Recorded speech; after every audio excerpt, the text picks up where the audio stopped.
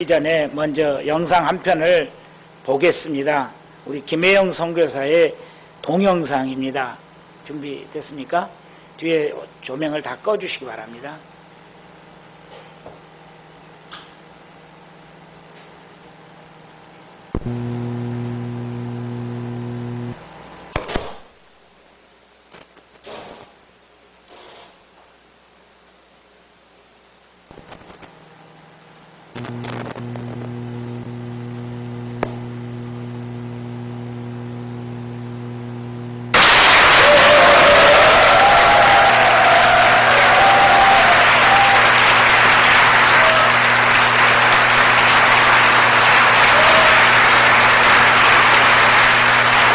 안녕하세요, 여러분. 김혜영입니다.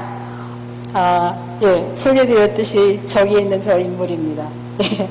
134cm, 무엇을 하기에는 그렇게 큰 키는 아니죠. 그렇다고 무엇을 할 수 없을 만큼 그렇게 작은 키는 아닙니다.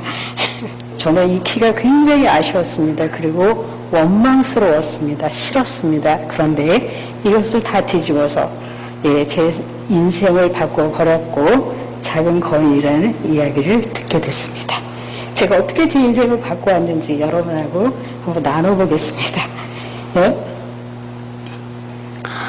제가 사회생활 처음 시작했을 때는 14살, 초등학교 졸업, 장애인 여자아이, 그리고 또 저희 어머니께서 사고로 머리를 다치셔서 정신질환을 앓고 계셨고, 또 남매에 저는 맞이었고, 제가 초등학교 졸업하던 그 해에 저희 아버지께서도 이 세상 살기 너무 힘들다. 그래서 또 돌아가셨어요. 그리고 저는 저희 어머니의 그 학대와 그런 뇌타작을 견디지 못해서 가출을 해야 됐습니다. 그래서 14살 저는 갈 데가 없었습니다. 그 이 세상은 굉장히 암흑 같았고 저를 알아주고 보호해주고 인도해주는 사람이 아무도 없었습니다. 만약에 제가 그렇게 인생을 계속 살았더라면 여러분에게까지 맞겠습니까? 저는 인생을 뒤집었습니다. 그 1년 후에 15살에 저는 두 가지를 했습니다. 기계 편물 기술을 배웠고 또 종교를 가지게 됐습니다. 물론 기독교에 귀의하게 된 것입니다. 그리고 그 15살 되던 해 저한테 두 가지 약속을 제가 했습니다. 첫째는 그때까지 제 마음에 어떤 게 있었냐면은 이 빌어먹을 놈의 세상 확 죽어버리자. 그런데 저희 아버지께서는 옳지 않은 방법으로 돌아가셨기 때문에 나도 그렇게 죽을 수 없잖아요. 그래서 생각을 바꿨습니다. 죽을 만큼 오늘 하루를 열심히 살자. 그것이 저한테 한 약속입니다. 두 번째 제가 저 자신에게 했던 약속은 제가 저 자신을 곰곰 생각하니까 제가 장애를 면할 수가 없잖아요. 제가 무슨 수로 제 키를 늘리겠습니까? 그래서 장애인이 된 저 자신을 제가 용서하기로 마음을 먹었습니다. 그리고 저한테 약속을 했습니다. 너가 이 세상을 살아가는 동안에 몸이 아파. 그렇다면 내가 마음 아픈 일은 안 시켜줄 거야. 그렇게 저한테 약속을 했습니다. 마음 아픈 일을 하지 않는다는 것은 원망하거나 미워하거나 다른 사람에게 불평하는 일을 하지 않는다는 것이었습니다. 살아가는 것은 참 마음먹기에 달렸다라는 것을 저는 그때 알게 됐습니다. 저는 편물 기술을 정말 열심히 배웠습니다. 그리고 하루하루를 죽을 만큼 열심히 최선을 다해서 그 하루를 보냈습니다. 무슨 일이 일어났는 줄 아십니까? 84년도 전국 장애인 기능경기대회 1등, 그 다음에 전국 기능경기대회 1등, 85년도 세계 장애인 기능경기대회 국가대표로 가서 1등 했습니다.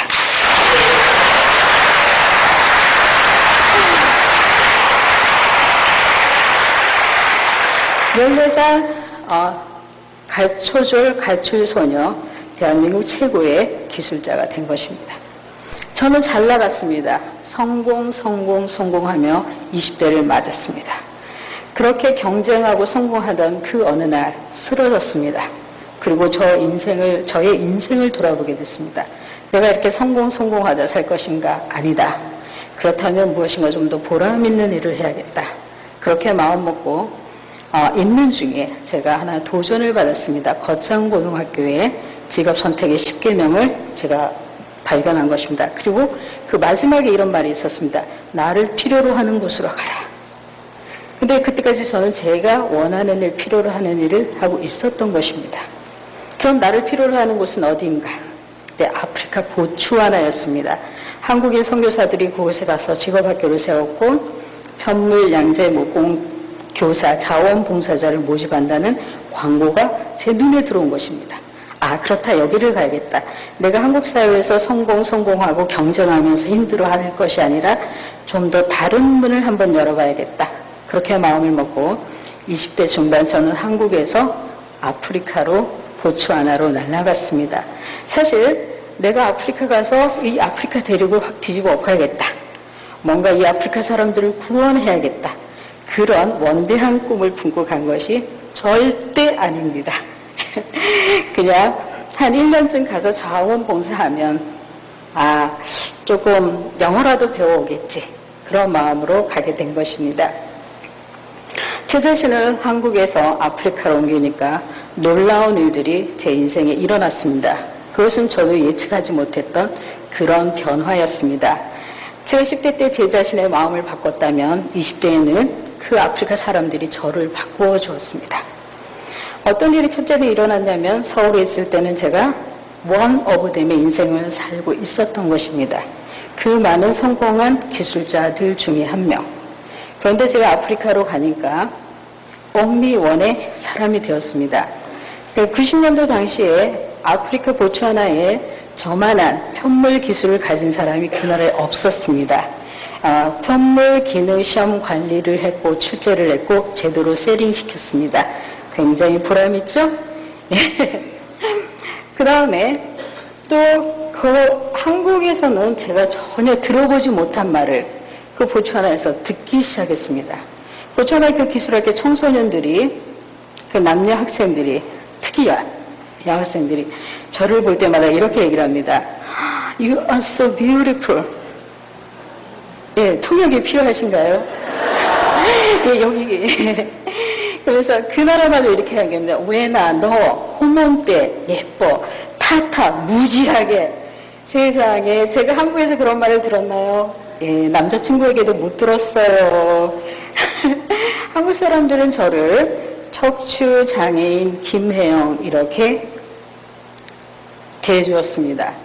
사실 제가 장애가 왜 생겼는지를 알게 된 것은 초등학교 5학년 때입니다.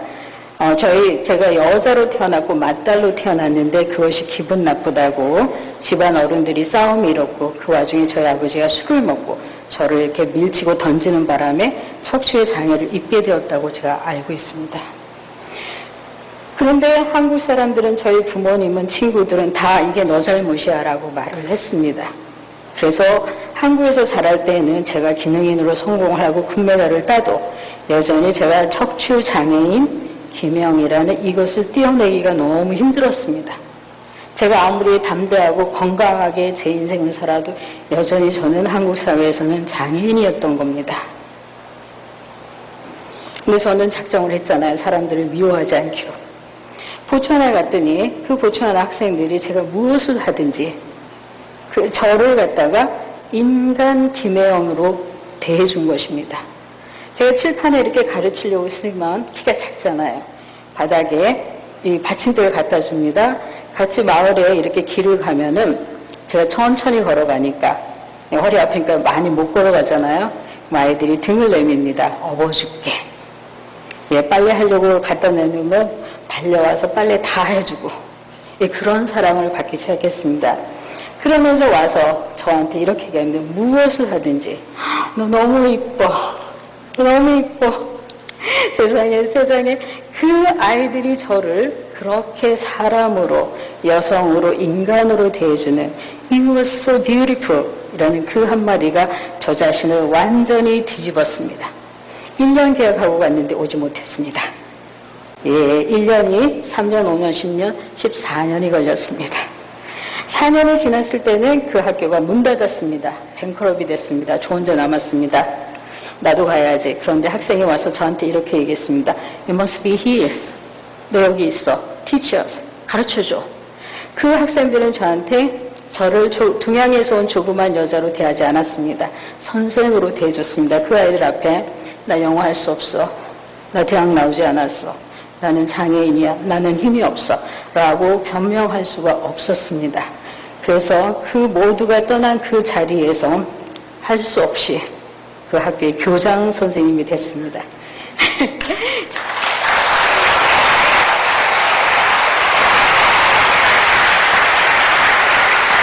예, 제가 학교를 처음 맡았을 때는 20명 정도였습니다. 10년 후에 학교는 약 80명으로 늘어났고 약 450명의 졸업생을 받고 240명 정도 아줌마 학생들을 가르쳐냈습니다. 8년 전에 그 학교가 잘 나가고 있을 때 저는 아뜨거라 하는 심정을 가지게 됐습니다. 도저히 여기서 내가 이렇게 살다가는 내가 죽겠구나. 왜냐하면 모든 것이 너무 잘 나가고 있었기 때문입니다. 저는 기독교인이고 선교사입니다. 그런데 그때에는 하나님이 간절히 찾는 마음이 없을 정도로 모든 것이 잘 됐습니다. 떠나야겠다. 그래서 저는 도전을 하기로 마음을 먹었습니다. 저는 교육받지 않은 상태에서 직업학교 회장 일을 했기 때문에 굉장히 많은 어려운 도전을 연속했습니다. 그래서 교육받아야겠다. 나를 교육시켜야겠다. 그래서 미국으로 왔습니다. 8년 전에 2004년 1월 저는 맨하탄에 혼자 섰습니다. 목표는 정확합니다. 사회복지학 학사 석사를 마친 다음에 아프리카로 가서 나를 사람으로 만들어준, 나를 이쁘다고 하는 그 사람들을 위해서 전문가가 되어서 일을 해야겠다. 이것이 저의 목표였습니다.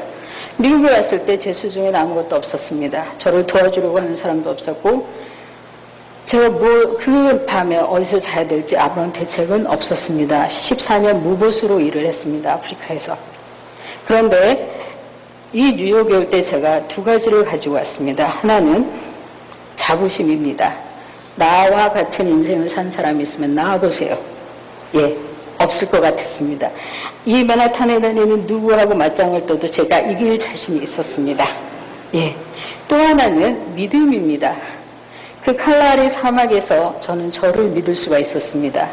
또 저와 같이 살아가는 그 아프리카 사람들을 믿을 수가 있었고 또 저와 아프리카 사람들을 위로해주고 보호해주는 하나님을 믿는 믿음을 갖게 된 것입니다.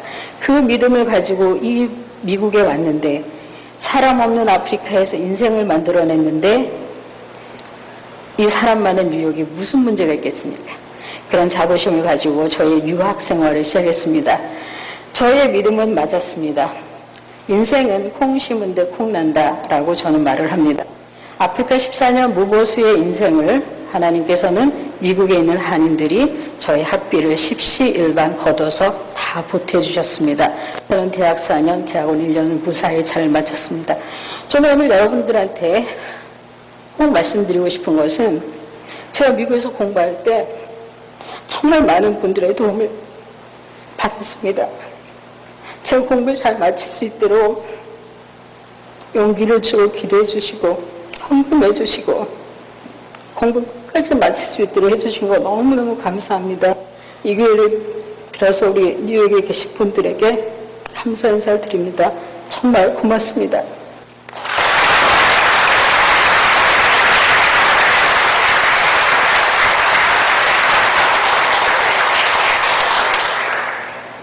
(2년) 전에 저는 여러분 너무나도 잘 아는 그 유명한 콜롬비아 대학원에서 사회복지학 석사과정을 마쳤습니다. 마치면서 두 가지 결심을 했습니다. 앞으로 일을 하는데 나를 월급 줄 수 없는 곳으로 가자. 그렇습니다. 저는 이제 최고 교육을 받은 사람이 됐습니다. 그런데 이제 저 자신의 부와 명예를 위해서 제가 월급을 받으면서 돈을 받으면서 일을 할 수가 있겠습니까? 특히 이 미국에 계신 분들이 저를 공짜로 공부시켜 주셨는데 그래서 저는 월급 받지 않고 일하기를 결심했습니다. 또 하나는 내가 이전에 있던 그 자리 아프리카로 반드시 가리라. 그렇게 마음을 먹었습니다. 하나님께서는 저의 기도를 성실하게 들어주셨습니다. 지금 저는 현재 한국에 있는 미랄복지재단의 희망사업본부의 본부장으로 일을 하고 있습니다.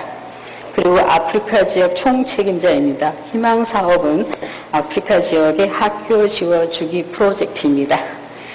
얼마나 멋집니까? 제가 그렇게 바라고 소원하는 일을 하게 됐습니다. 저의 일터는 지구촌이고 저는 저와 같은 아이, 아프리카에서 자라고 있는 희망이 없고 암울하고 소망이 없는 그 아이들 하나하나 찾아내서 저와 같은 사람을 만드는 것이 저의 소원입니다.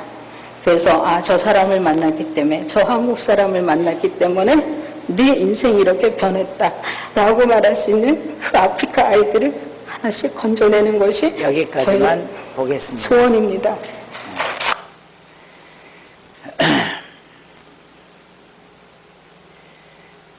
우리가 세상을 사는 이 세상은 아픔도 참 많고 또 아름다운 것들도 많습니다. 그런데 누구에게나 이 아픔과 아름다움이 공존하는 것이죠.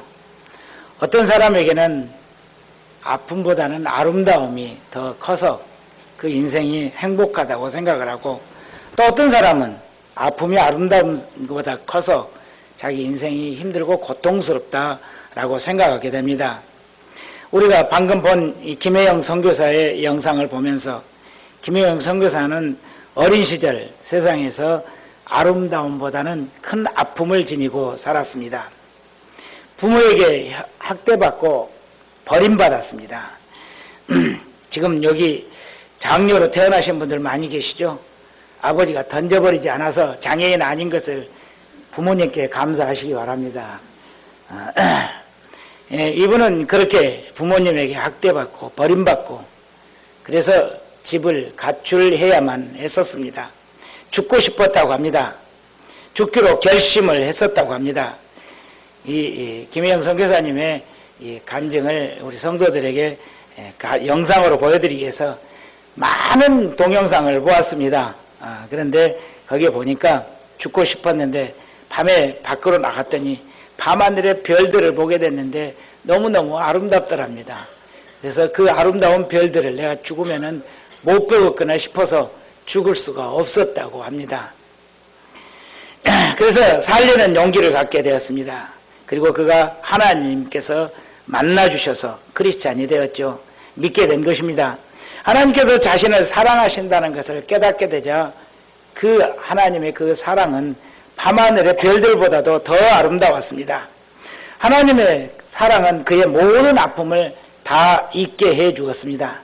그녀는 자신의 옛사람은 그리스도와 함께 죽고, 그리고 이제 자신은 이제 오직 예수 그리스도께서 자기 안에 살면서 새 사람이 되었다고 고백을 하는 모습을 보았습니다. 이제 그녀는 자신의 인생을 남을 위해 살기로 작정했던 것입니다. 그래서 아프리카 선교사의 길을 택하였고, 여러분들이 이미 본 바와 같이 자기의 꿈과 이상을 실현하기 위해서가 아니라 자기를 필요하는 곳에 가서 자기를 내드리는 이런 그리스도의 마음과 같은 마음으로 그 인생길을 가자 하나님께서 그의 인생을 축복해 주셨고 그의 인생은 복을 누리게 된 것입니다. 믿음이란 세상에서 가장 아름다운 것이죠. 믿음보다 더 아름다운 것은 우리에게 없습니다. 믿음이 가장 고귀한 것입니다. 믿음은 인간의 아무리 아름다운 외모보다도 더 아름답고 소중한 것입니다. 믿음이란 또 부자로 사는 것, 돈 많은 것보다 훨씬 아름답고 귀한 것입니다. 또 믿음이란 어떻습니까? 다른 사람들에게 인정받고 사랑받는 것보다도 훨씬 아름다운 것입니다. 밤하늘의 별들보다도 맑은 공기, 푸른 하늘, 그리고 동력의 여러 명의 동력 하늘보다도 더 아름다운 것이 믿음입니다. 우리들에게 이 믿음이 있는데 이 믿음을 우리들이 많이 키워야 할 것 같습니다. 오늘 본문 말씀을 살펴봅니다. 첫 번째 말씀은 우리는 약하지만 하나님의 능력으로 강할 수 있습니다. 우리 본문 1절 4절을 다시 함께 읽습니다. 시작. 내가 이제 세 번째 너희에게 가리니 두세 증인의 입으로 말마다 확정하리라. 내가 이미 말하였거니와 지금 떠나 있으나 두 번째 대면했을 때와 같이 전에 죄 지은 자들과 그 남은 모든 사람에게 미리 말하노니 내가 다시 가면 용서하지 아니하리라. 이는 그리스도께서 내 안에 말씀하시는 증거를 너희가 구함이니 그는 너희에게 대하여 약하지 않고 도리어 너희 안에서 강하시니라. 그리스도께서 약하심으로 십자가에 못 박히셨으나 하나님의 능력으로 살아계시니 우리도 그 안에서 약하나 너희에게 대하여 하나님의 능력으로 그와 함께 살리라. 아멘. 말씀이 좀 복잡해서 다시 정리해 봅니다. 첫째는 바울사도는 세 번째 고린도 교회에 갈 계획이 있다 말씀하십니다. 두 번째는 고린도 교회 성도들이 지은 죄를 두세 증인을 통해서 확정하겠다 이리 말합니다. 그리고 세 번째는 이번에 가면은 두 번째 방문할 때처럼 쉽게 용서하지 않고 엄격히 치리할 것이다 라는 말씀입니다. 네 번째, 그리스도는 사도처럼 약하지 않고 고린도 교회에 대해서 강하게 일하시는 분이시다 말씀하시고, 다섯 번째는 그리스도께서도 본래 약하셨지만 하나님의 능력으로 강하여져서 부활하신 것이다 이렇게 밝히고 있고, 여섯 번째는 사도 일행도 약하지만 하나님의 능력으로 강하여질 것이고, 그리고 마지막으로 죄를 지은 성도들을 반드시 치리할 것이다 이렇게 약속하고 있습니다. 바울 사도는 두 번째 고린도 교회에 갔을 때에 교회 안에 만연한 죄들을 보았습니다. 그리고 마음이 많이 아팠었습니다. 교회 안에 음행하는 자들이 많았었고, 편을 갈라서 서로 싸우고, 그리고 당을 지어서 마음을 함께하지 못하고 분리되어 있었습니다. 또 예배를 드리는 모습이 예배에 대한 경건성이 없는 사람들이 많았고, 자기들의 편함과 욕구를 채우려는 부끄러운 모습으로 예배 드리는 사람들을 보았습니다. 또 이단의 무리들을 따르는 자들이 사도의 사도성을 의심하고 환영하지 않았었습니다. 이에 대해 사도는 부드럽고 좋은 말로 그들을 타이르고 말씀으로 가르쳐서 믿음 위에 바로 설 것을 부탁했었습니다. 어떤 잘못을 범한 사람이라도 치리하지 않았던 것입니다.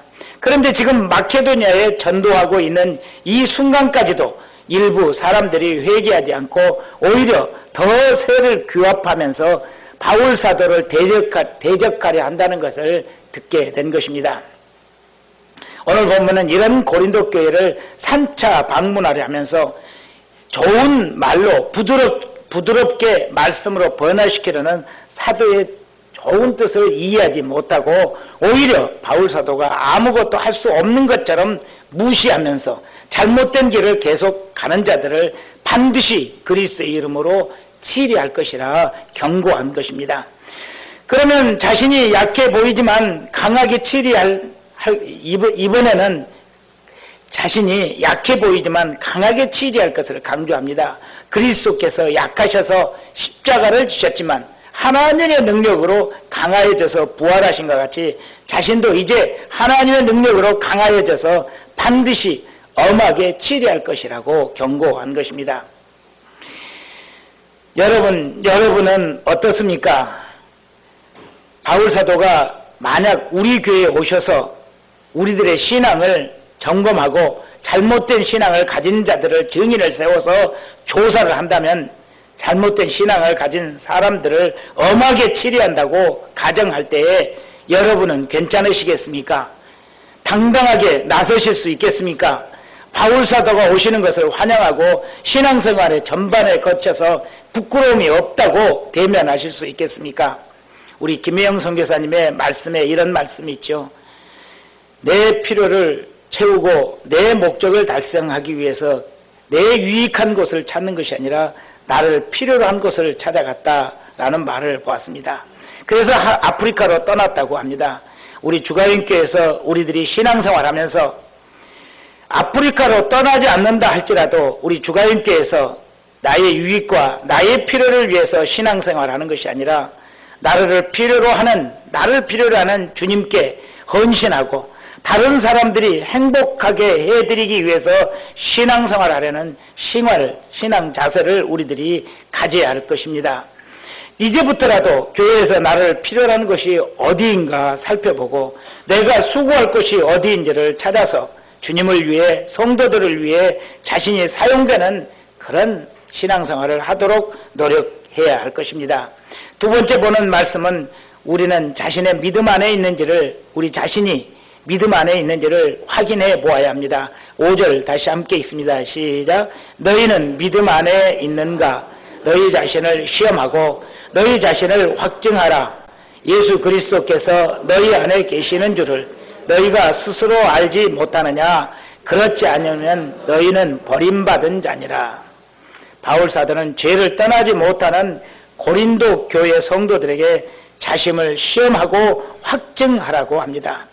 무엇을 시험하고 무엇을 확증하라는 말씀입니까? 각자가 스스로 자신이 믿음 안에 있는지 시험해보고 믿음 안에 있는지 확증하라는 말씀입니다. 시험한다는 말은 자세히 살펴본다는 말이죠. 이 시험이라는 것은 테스트가 아니라 C라는 단어로 영어로 번역을 했습니다. 자세히 자신을 살펴봐야 한다는 말씀이죠. 그렇다면 어떻게 믿음 안에 있는지를 우리가 살펴볼 수 있겠습니까? 여러분은 어떻습니까? 믿음 안에 계십니까? 또 여러분이 어떻게 믿음 안에 있는지를 우리가 확증할 수 있겠습니까?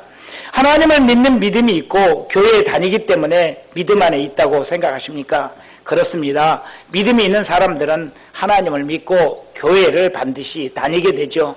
그런데 문제가 있습니다. 하나님을 믿는다고 생각하지만 실상은 믿음 안에 있지 못하는 사람들이 있다는 것이고, 또 교회를 다니는 분들 중에도 믿음이 없는 사람들이 꽤 있다는 사실 때문입니다.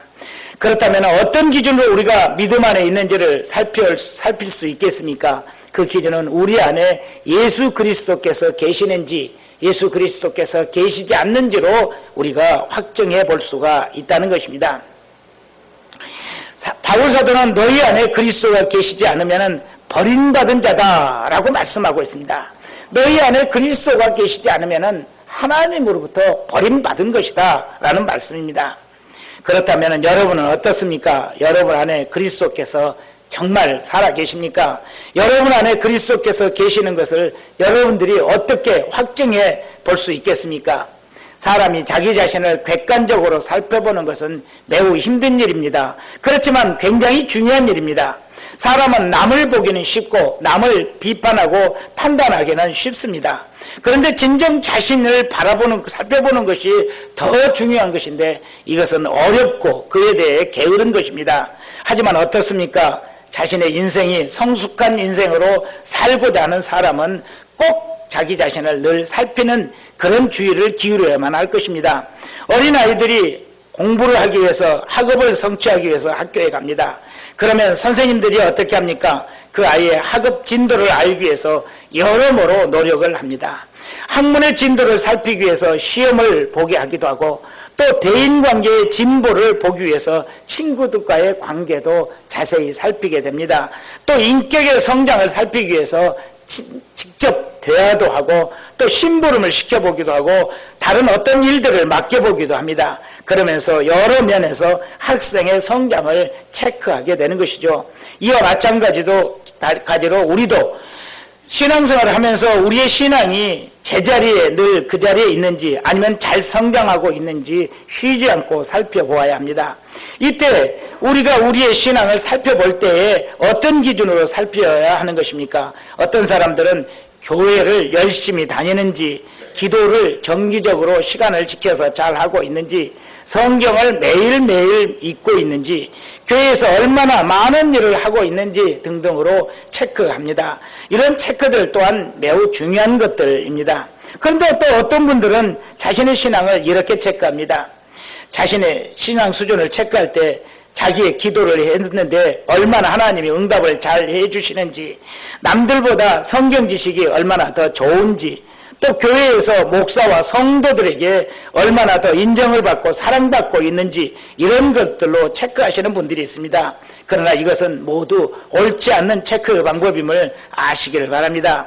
그렇다면 진정한 체크 방법은 무엇입니까? 내 안에 그리스도가 계시는가 하는 것을 살펴보는 것입니다. 우리 갈라디아 2장 20절을 함께 읽습니다. 시작. 내가 그리스도와 함께 십자가에 못 박혔나니 그런즉 이제는 내가 사는 것이 아니요 오직 내 안에 그리스도께서 사시는 것이라. 이제 내가 육체 가운데 사는 것은 나를 사랑하사 나를 위하여 자기 자신을 버리신 하나님의 아들을 믿는 믿음 안에서 사는 것이라. 우리 크리스찬 심령 속에는 그리스도께서 살아계시는 것입니다. 우리의 옛사람은 그리스도를 영접했을 때에 그리스도와 함께 십자가에 죽은 것이고 이제는 부활하신 예수께서 내 안에 들어와 살고 계시는 것입니다. 이 말씀을 우리는 복음성가로 부를 수 있죠. 복음성가 66장입니다. 우리 함께 찬송 한번 부르고 계속하겠습니다.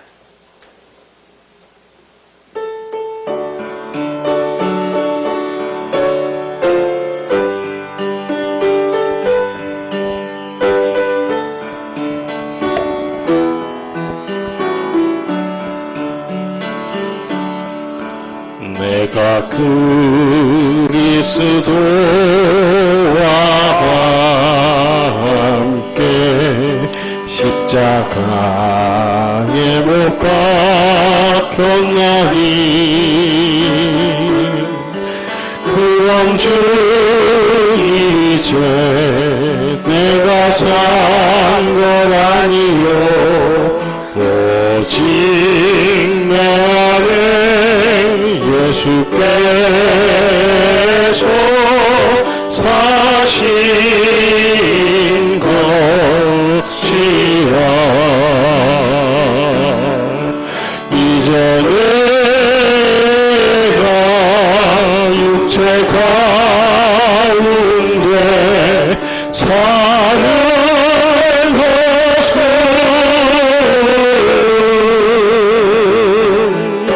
나를 사랑하사 자기 몸 버리신 예수 위에 산 것이라.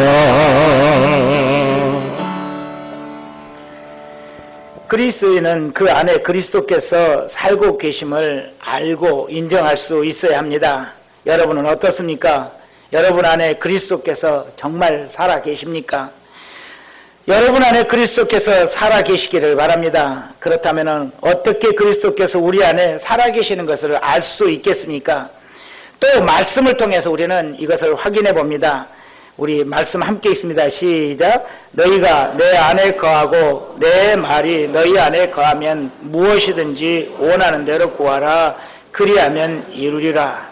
또 말씀을 함께 있습니다. 시작. 너희가 나를 사랑하면 내 계명을 지키리라. 아멘. 어떻습니까? 그리스도께서 그 안에 살아있는 그리스도인들에게는 어떤 일이 일어나는 것입니까? 그리스도의 말씀이 살아서 역사하는 것입니다. 여러분은 세상을 무엇으로 사십니까? 그리스도의 말씀으로 사십니까? 많은 사람들이 자신은 믿음이 있다고 하면서도 실상은 그리스도의 말씀을 따라 살지를 못하고 자기 생각대로, 자기 마음대로, 자기 경험대로, 세상 지식대로 살아가고 있습니다. 크리스천이면서 쉽게 화를 내고 쉽게 분노하고 쉽게 남을 비난하고 원망하며 살고 있습니다. 모든 잘못을 남의 탓으로 돌리고 있습니다. 또 확인되지도 않는 사건을 두고 마음대로 판단하고 남을 죄인 취급하고 비난합니다. 우리는 그러지 맙시다. 확인되기 전에 남 비난하는 일을 그쳐야 합니다. 확인되기 전에 남을 죄인 취급하지 말아야 합니다. 좌로나 우로나 치우치지 말라는 하나님의 말씀을 명심해야 합니다. 그래서 하나님 편에서 모든 것들을 공평하게 볼 줄 아는 능력을 갖춰야 합니다. 부끄러운 이야기지만 용서하시고 들어주시기 바랍니다. 며칠 전 어떤 목사님이 저를 찾아오셨습니다. 제가 노회장이라고 저에게 와서 자기 교회를 좀 살펴달라는 것입니다.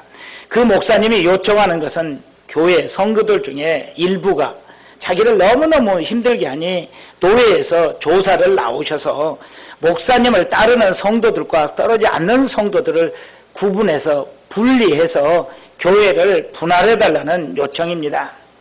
자기는 자기를 따르고 순종하는 사람들만 데리고 평안히 목회하며 교회를 잘 성장시키고 싶다는 뜻입니다. 내용을 좀 더 자세히 들으니 그 교회를 개척할 때에 앞장서서 일하시던 안수 집사님이 있었는데 이 안수 집사님 부부가 자기를 못 살게 한다는 것입니다. 교회에서 목사가 무슨 일을 해도 시비를 건다고 합니다. 심지어는 숟가락 하나를 사도 왜 이 숟가락을 샀느냐, 얼마에 샀느냐 따지고 묻고 시비를 건다는 것입니다. 그리고 그 안수 집사 부부가 모든 성도들을 장악해서 목사가 아무 일도 할 수 없게 한다는 것입니다. 예를 들어서 성도들이 올 여름에 다 함께 필리핀으로 선교 여행을 가기로 결정을 해서 가기로 했는데 다음 주일에 보니 성도들 한 사람도 가겠다는 사람이 없어졌다는 것입니다. 그 내용을 살펴보니까 그 안수집사 부부가 성도들 한 사람 한 사람을 만나서 다 가지 말라고 했기 때문에 간 사람이 없게 되었다는 것입니다. 그러니 그 부부와 함께 목회할 수 없으니 교회를 나누어 달라는 그런 요청입니다. 그 목사님 말만 들으면은 그 안수집사 부부 때문에 교회를 제대로 성장시킬 수 없으니 정말 교회에서 그 안수집사님 부부를 다른 교회로 보내야 할 것만 같습니다. 그러나 자세히 생각해 보면은 어떻습니까? 그것은 안 되는 일입니다. 그 안수집사님은 그 교회를 세우기 위해서 얼마나 많은 수고를 그동안 하셨겠습니까? 또 그 안수집사가 새로 오신 어린 목사님을 처음부터 돕기 싫었겠습니까? 그러면 모셔 오지도 않았겠죠. 돕고 싶었을 것입니다. 그런데 너무너무 실망하게 된 것이죠. 그래서 교회를 위해서 자꾸 이런저런 말씀들을 건의하고 드리다 보니 부딪히게 되고 의견이 상충해서 감정이 서로 상하게 돼요. 이제는 원수처럼 되어버린 것이죠. 여러분, 이럴 때 어떻게 해결해야겠습니까? 그리스도의 말씀밖에는 그 해결 방법이 없는 줄 압니다. 목사가 먼저 마음에 들지 않는 안수집사 부부를 지극히 사랑해야 합니다. 반갑게 인사하고 친절하게 맞아주어야 합니다. 또 그분들의 의견을 경청하고 자기 의견과 서로 상충될 때에 오히려 자신의 의견을 꺾고 그리고 그분들의 의견을 따르도록 노력해야 할 것입니다. 그리고 무엇이든 의논하면서 교회를 이끌어간다면 쉽게 교회에 평화를 가져올 수 있을 것입니다. 주님의 말씀대로 나를 반대하는 사람을 더 사랑하고 내 생각과 다른 사람을 그 의견을 인정해주는 마음, 넓은 마음을 갖는다면 교회는 평화로울 수 있게 될 것입니다. 기쁨이 넘치고 화기애애한 아름다운 교회가 될 수 있는 것입니다. 그런데 자꾸 대결 구도로 가기 때문에 일이 더 꼬이고 이렇게 교회가 어려움을 당하게 된 것이죠. 그래서 제가 그 목사님에게 해결책을 말씀드렸습니다. 이렇게 말씀드렸습니다. 목사님, 그렇게 매일 새벽기도에 나오고 교회를 위해서 헌신하는, 자기 일처럼 헌신하는 그런 성도 만나기도 어려울 뿐만 아니라 그렇게 그런 믿음의 사람으로 성장시키는 것은 굉장히 힘든 일입니다. 제가 보기에는 그분이 교회의 보배로 보입니다. 이렇게 해결하십시오. 목사님이 먼저 주님의 말씀대로 그 안수집사 부부를 지극히 사랑하도록 기도하고 노력하시기 바랍니다. 그분들의 마음을 돌려놓기가 쉽지는 않겠지만 노력한 것 이상으로 하나님께서 큰 은혜를 베풀어 주실 것입니다. 그분들을 지극히 사랑한다면 그분들이 목사님의 협력자가 될 것이고 교회는 평안하게 될 것입니다. 잘 성장하게 될 것입니다. 이 일은 노예에서 간섭해서 해결할 일이 아니고 목사님께서 하나님의 말씀대로, 주님의 말씀대로 순종하면 곧 해결될 문제로 보입니다. 라고 말씀을 드렸습니다. 우리는 그렇습니다. 목사라도 장로라도 권사라도 열심히 믿는다 하는 사람들까지도 실상은 주님의 말씀을 따라 살지 못하는 경우가 참 많습니다. 우리 모두 오늘 말씀을 깊이 받아들여야 할 것 같습니다. 우리 안에 그리스도께서 계시는지 늘 살펴보시기를 바랍니다. 곧 주님의 말씀이 나의 삶의 지표가 되고 내 삶의 기준이 되고 있는지를 살펴봐야 한다는 말씀입니다. 주님의 말씀은 때로 우리가 생각하기에 순종하기 쉽지 않아 보일 때가 있습니다. 그러나 순종만 하면 어떻습니까? 분명히 하나님께서 그 안에 귀한 은혜를, 보배를 감추어 두신 것입니다. 내가 먼저 머리를 숙이는 것이 지는 것 같고 내가 먼저 손 내미는 것이 지는 것 같을지라도 상대방에게 무시당하는 것 같을지라도 그래도 주님의 말씀이라면 순종해야 합니다. 하나님은 절대로 우리를 실망시키지 않습니다. 그리고 우리의 인생을 믿음 안에서 가장 아름답게 만들어 가시죠. 부모에게 마저 버림받고 저주받은 것 같은 김혜견 선교사의 인생을 아름다운 인생으로 바꾼 것은 하나님을 향한 그의 믿음이었습니다. 하나님께서 그의 믿음을 보시고 그의 인생도 충분히 값지고 아름답게 만들어 가신 것이죠. 제 호주머니에 5카레짜리 다이아몬드가 있었습니다. 길 가다가 깜짝 놀라서 만져봤습니다. 있나 없나. 또 조금 더 또 만져봤습니다. 자꾸만 만져보게 됩니다. 또 저희 집 장롱에 현금 1억이 있었습니다. 그래서 어떻게 합니까? 우리 집에는 딸하고 아내밖에 없는데 있나 없나 나 자꾸 열어보게 됩니다. 의심해서 하는 게 아니죠.